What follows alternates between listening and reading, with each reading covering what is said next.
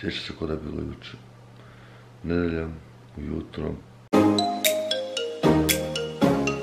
Kakav dan, ljudi moji! Ajme, majko! Dobro jutro, ljudi! Šta ima? S vama vaš dečko Slaven. Evo, dan je počeo tako. Ne mogu reći ništa drugo osim toga. Prvo, ujutro sam se probudio. Bio sam vani sinoć do 4 ujutro. Digao sam se u 10. Odmah iz kreveta sam išao za grad. Kupiti si meso. Kad si kupio meso, vratio sam se doma. I šta se dogodilo? Dogodilo se to da nisam mogao ući u stan. Prvo sam mislio da mi je pala ona kukica koju imam za zaključat vrata bez ključa. Razbio sam staklo, ali zapravo nije to bilo. I šta sad?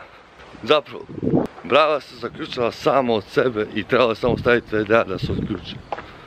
Ne znam da li se tome ko dogodilo. Ključ je normalno radio i vrtio.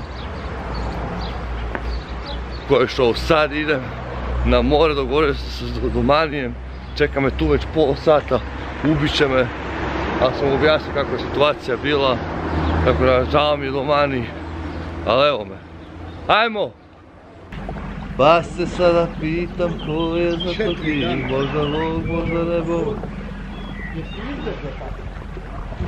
A možda i Orijen. Pa onda ipak shvatim. Ide ga da krenem. Jer opet da se rodim. Živio bi isto i više. Ajme, kako je lijepo ovdje. Opuštajuće i osvježavajuće. More je stvarno lijepo. Pogotovo nakon jučerašnjeg Izolska. A jučer šta je bilo vani? Ma šok. Toliko se toga izdešava da mi se ne da ni pričat. Možda je bolje da danas stavimo opet. Ili je malo previše to za mene. Spoj dva dana odjedno. Ma neka ide dan pa ćemo vidjeti šta će biti. Nisam puno snimao nešto. Stvarno sam umoran od jučerašnjeg izlaska. Sada idemo prema Crikvenici. Pogledati Orente zadnju utakmicu. Znam da izgledam katastrofa s ovom frizurom sada. Ali bit će bolje sad kad sam široko spremim jela. I polagano za Crikvu. Ovo je moj mali lunch paket. Unutra je 200 g junetine, neki pomidori tikvice koje mi baka nasjeckala i 200 g riže. To će biti dovoljno za 2 obroka, to ćemo pojesti u 4 sata, možda 5, malo manje. Mada kasni sada Crikvenica, ali me baš briga. Neka se kasni, neka ide život, kome priša, nek žuri. Meni nije. Idemo sad polagano, nema veze što kasnimo, neka ide život. Koja je moja frizura. Ali ono što sam htio reći, danas nema treninga. Osjećam se jako umorno, nisam napravio leđa danas jer i osjećam bol u leđima. Zašto? Nemam pojma. Nije mi jasno, skoro su mi mišići nekako zgrčeni. Ja sam odlučio danas odmoriti, a ni ne osjećam se da mogu otrenirati jer jučer sam bio stvarno vani do 4 i to me slomilo. Moram malo više pripaziti na to. Neko se zalomilo, šta ja znam, ja sam mislio otići u 2 doma, ali eto, desilo se da do 4 sam ostao. Ne znam, atmosfera društvo, ostane čovjek, doživi šta doživi, to je ono najbitnije. Bilo mi je dobro, vratio sam se doma, nasmijao sam se sa taksistem, još nisam napravio vlog za jučer, ali napravit ću ga, izaći danas, svaki dan, svakodnevni vlogovi. No prije nego što nastavimo ovaj video, stisnite to, pretplatite, pridružite se mojem putovanju. Na mojem putovanju ćete saznati razne stvari u vezi fitnessa, da ću vas savjete u vezi motivacije, kako se motivirati da krenete, kako napraviti nešto za svaki dio svog života, kako uspjeti i kako napraviti. Jer sve je to više manje isto. Krenuti na trening, krenuti neke stvari, priči curi, samo je potrebna motivacija.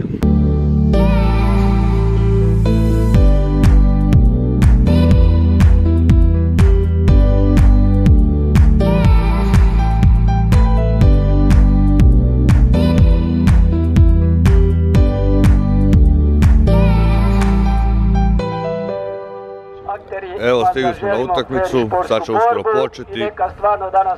Neke sa srećom, bit će kako bude. A jako smo drugi, tako da nema veze do toga.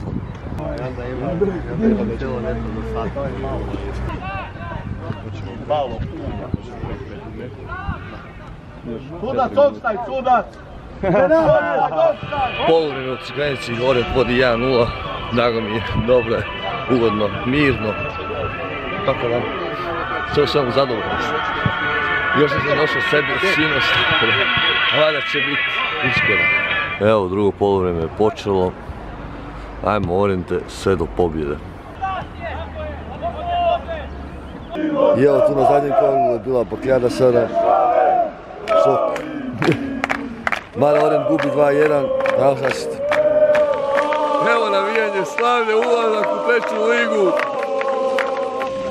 Opet sam malo izgorio. Eto, sunce me opalilo. Baš je počelo žariti drugo polovreme, to je najvjerojatnije kad se maknuo oblak.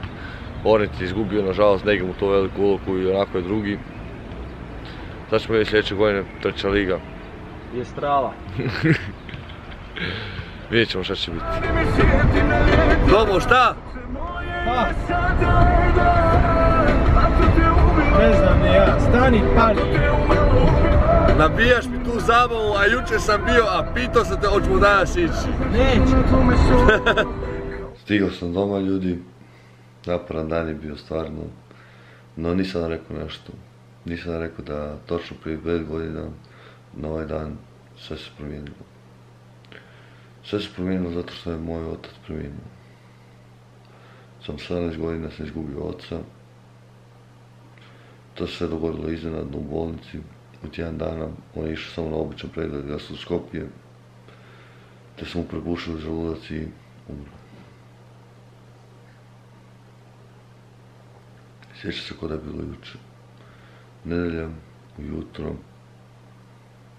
u krevetu ležim i samo čujem plač kako teta mi govori.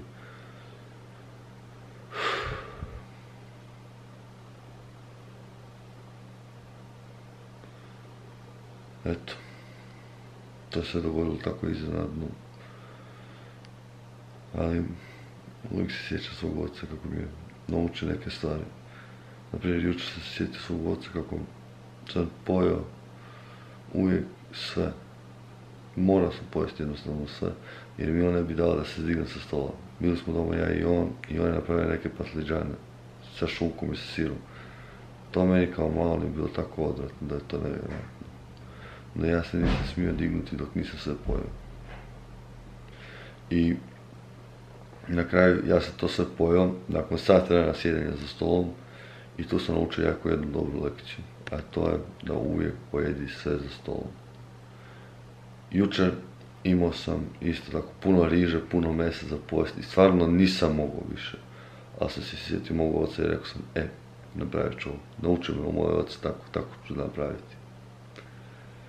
Stvarno imao je neke stvari koje su mi danas dovele do toga gdje jesam. Puno je napravio za mene i puno je promijenio moj život. Znam da je otišao s nekim razlogom i ostavio me s nekim razlogom.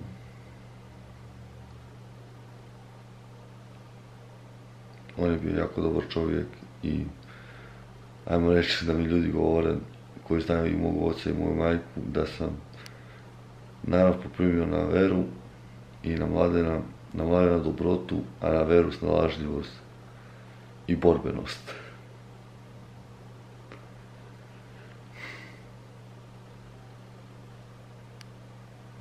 Ne znam oče gdje si, da li si na nebu ili negdje drugdje, ali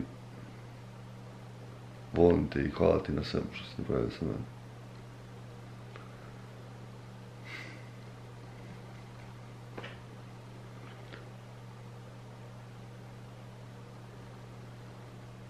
Mislim da bi to bilo to za danas. Ukoliko vam se svidio video, dajte jedan veliki palac. Pretplatite se na kanal kako biste vidjeli sutrašnji vlog i sve videe koje ću objaviti na ovom kanalu. I vidimo se sutra, ljudi. Ajde. I ovo je pozdrav. Ajde, moj otac je uvijek govorio. Zato je to taj pozdrav ovdje.